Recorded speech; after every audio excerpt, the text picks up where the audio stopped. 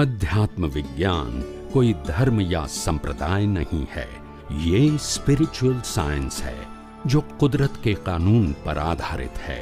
ये विज्ञान पूरे ब्रह्मांड के सभी रहस्यों को उजागर करता है और जीवन के सभी पहलुओं को समझने के लिए एक नई दृष्टि देता है। इसी को आर्ट ऑफ विजन कहते हैं, दुनिया को देखने की एक नई दृष्टि, जो अध्यात्म विज्ञानी परम पूज्य स्वामी श्री कमलेशानंद जी के निर्देशन में सनातन सत्य का अनुसंधान कर हमारे जीवन को प्रकाशित करे। जय सच्चिदानंद। आ मशीन कर्मो बांधवानुं साधन नथी, कर्म भोगववानुं साधन छे। सांभळજો, बराबर ध्यानथी सांभळજો। मशीन कर्म भोगववानुं साधन छे, बांधवानुं साधन नथी।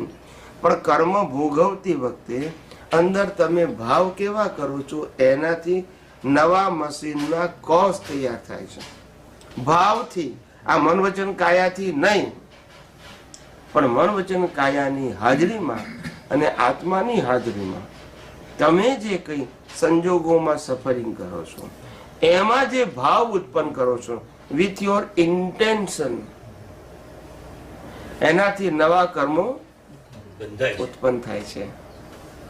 અને એક કર્મને કોઝ કહેવાય અને બંચ ઓફ કર્મને કોઝલ બોડી કહેવાય, જેને ગુજરાતીમાં કારણ શરીર કહે છે।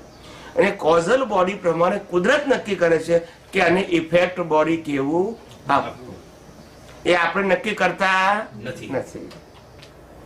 એટલે કોઝલ બોડી પ્રમાણે કુદરત ઇફેક્ટ બોડી આપે છે, પણ નક્કી કોણ કરે છે? કુદરત। કોઈ વ્યક્તિ એવું કંઈક મારે નરક ગતિમાં જવું છે, મારે પશુ એ નક્કી કરે? મારે સ્ત્રી બનવું છે, પુરુષ, એ નક્કી કરે ના, કુદરત નક્કી કરે છે તમારા બંચ ઓફ કર્મના હિસાબે। They decided your machinery. Now it's clear or confusion? Okay. કઈ પણ ના સમજાય તરત પૂછી જોજો।